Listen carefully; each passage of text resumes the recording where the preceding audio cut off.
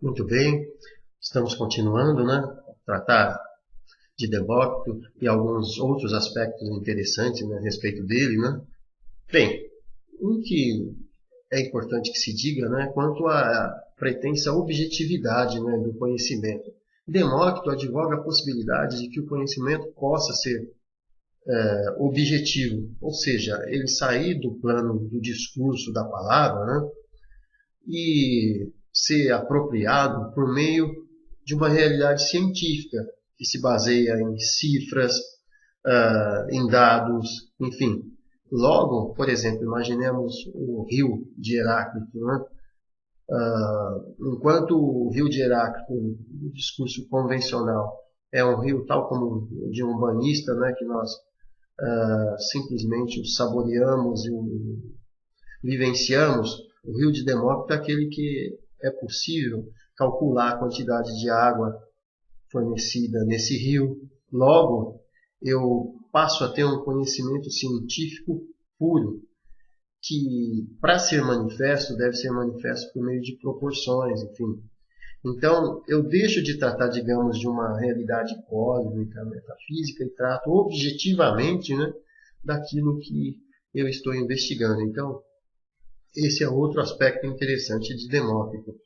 Bem, uma temática também importante a respeito de Demócrito é que, na medida em que ele é um filósofo atomista, há uma regra básica nesse processo. E qual é? Nada ocorre ao acaso, mas tudo ocorre por uma razão, né? E por que deve acontecer. Então, temos uma realidade, enfim, ela não se dá à toa, tem uma razão de ser. Existe uma explicação para que isto ou aquilo ocorra. Bem, dito isso, quais seriam então as características, né, da física de Demócrito, ou especificamente dos átomos? Eles são numericamente infinitos, eles são imperceptíveis, eles estão em movimento no vazio, né, como nós dissemos, e seu agrupamento constitui a geração, sua dissolução a destruição. Ou seja, quando os átomos se juntam, a vida. Quando os átomos se separam, a destruição da vida. Como se dá a diferenciação, né, nesses agrupamentos? Para Demócrito, segundo três aspectos: a forma do agrupamento, o arranjo do agrupamento e a posição de cada átomo. Os átomos, segundo Demócrito, são eternos, indivisíveis, não possuem partes, são sólidos, nada pode acontecer a eles. Colidem uns com os outros, mantêm-se emaranhados, possuem alguma magnitude. Veja, atualmente, né, tivemos uma experiência recente, né, na Europa, né, com o colisor de Harvard, onde se tentou encontrar o bosão de Higgs, seria chamada partícula Deus, né? Ou seja, uma porção menor ainda, né, que advém dos átomos, né, e essa seria indivisível. Mas a ideia é essa, de que existe um ponto indivisível. Lidando com o átomo e a partir da nossa condição humana, o que nós temos? Primeiro, o doce existe por convenção, e assim o amargo, quente, frio e as cores. Ou seja, é a experiência humana lidando com a natureza composta de átomos que cria essas convenções. Amargo, quente, frio, cores, etc. Nós não possuímos, né, um conhecimento certo. Depende das condições de nosso corpo, das coisas, etc. Ou seja, e a isso ele se antecipa a algumas teorias psicológicas contemporâneas, né? A minha condição física intervém no conhecimento que eu tenho das coisas. Da mesma forma, as coisas, à medida que elas se modificam, a forma de apropriação que eu tenho delas se torna diferente. Qual é o conhecimento genuíno, então, para Demócrito? O conhecimento é aquele que advém através do pensamento. Por quê? Os sentidos nos enganam, na medida em que, como nós dissemos, os sentidos podem surgir e ter informações tão somente por meio de convenções. Bem, avançando um pouquinho mais, eu vou apresentar para vocês agora a teoria do universo de Demócrito. Aqui nós temos essa imagem, né? Veja, temos o ar, a terra e o ar embaixo, né? Ar em cima, ar embaixo, a terra no meio. Veja que ela é plana. Logo depois a lua, as estrelas, os planetas, o sol aqui, olha, as estrelas, enfim. Este é o universo de Demócrito. Aqui temos o conceito de átomo, né? Nós tivemos essa imagem a partir de um original em inglês, né? Então nós temos aqui uma rocha, né? Estou cortando ela, logo a seguir estou cortando de novo, cortando de novo, cortando de novo, até que, por fim, nós temos o átomo. Aqui nós temos também uma publicação, né? Uma revista em quadrinhos, né? Que trata da teoria do átomo, né? São histórias em quadrinhos a respeito de filósofos, né? Então, aqui à esquerda nós temos a informação que o milagre moderno do poder atômico, né? Desculpe, é o clímax de uma nunca incessante procura pelo conhecimento. E isso começou há mais de 2000 anos atrás, na Grécia Antiga.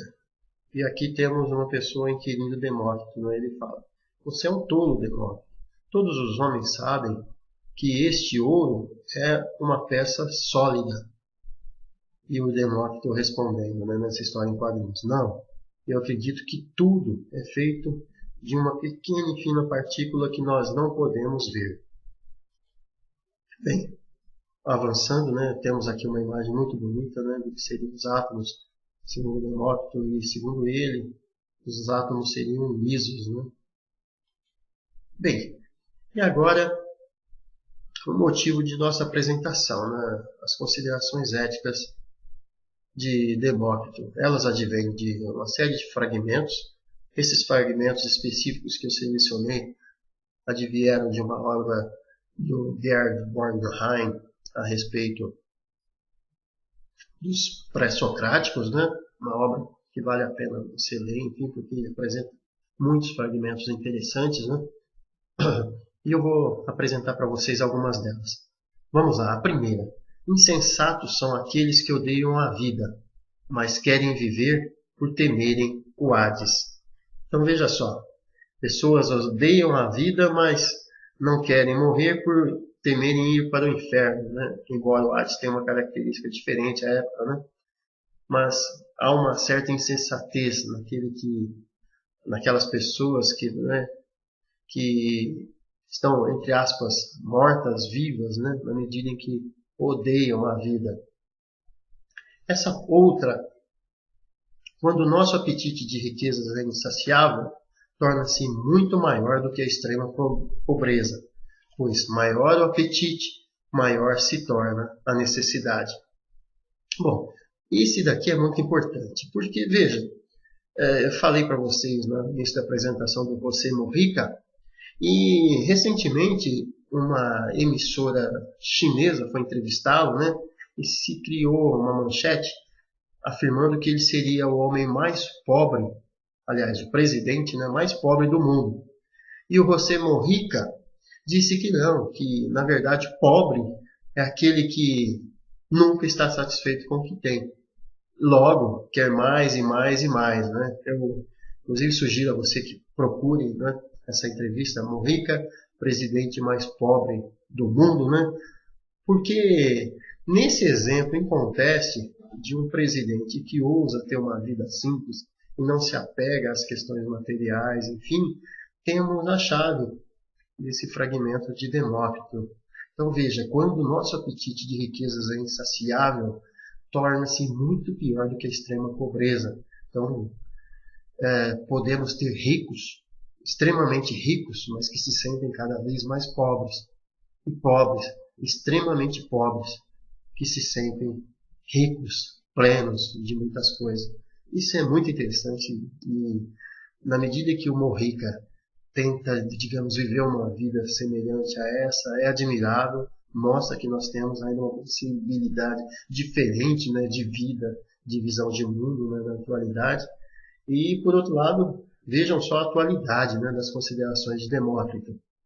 Bem, uma outra. Amontoar riquezas excessivas para os filhos é um pretexto à cobiça, que com isto põe a nu o caráter. Ou seja, eu digo que estou guardando para os que virão depois de mim, mas na verdade é porque eu sou ambicioso, eu quero para mim. E isso mostra, digamos, o caráter que eu tenho.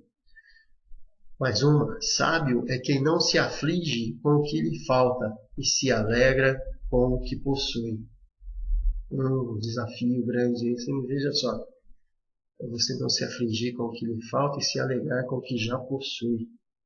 Num mundo consumista como o nosso, esse é um alerta difícil de ser aplicado, né, na medida que somos contaminados por essa necessidade de sempre procurarmos mais e mais o que nos falta, né? Veja, temos necessidades, claro, mas daí a tornar, digamos, uma obsessão, a busca por algo que artificialmente nos falta, isto porque imaginemos a mídia, a propaganda faz com que nós queiramos coisas desnecessárias, digamos que não é um bom negócio, né, para vivermos uma vida plena. Logo depois, os que procuram os prazeres no ventre, desrespeitando a justa medida, na mesa, na bebida e no amor, para estes são os prazeres curtos, durante o tempo em que comem ou bebem.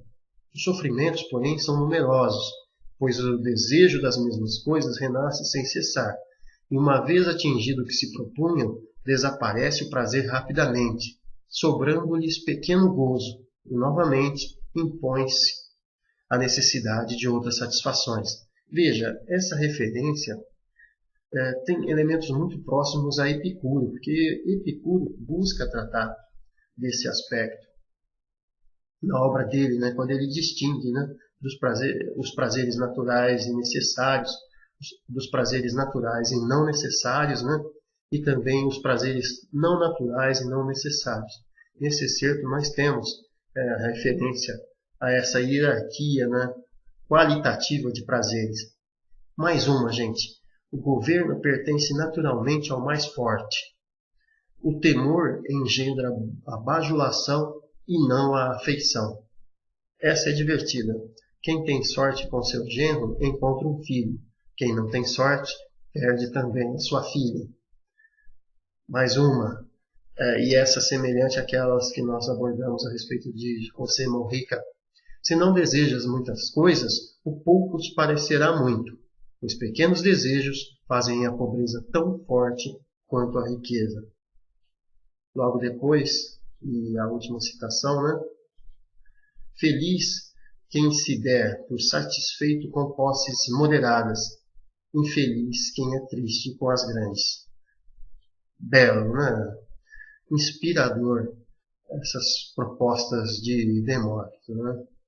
E por meio delas, eu termino nessa primeira videoaula convidando a pensar, afinal, a nossa postura diante do mundo. Nós estamos discutindo, né, a respeito da importância da ética.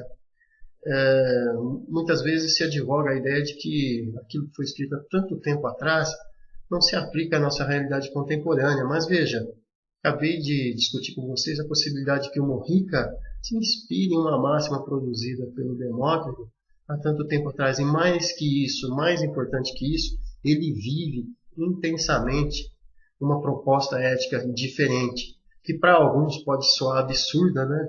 Talvez seja até algo de risos, enfim, tão somente porque ele ousa ter uma vida plena e rica com pequenas coisas. E esse é o desafio, né, de que utilizemos a época desse modo.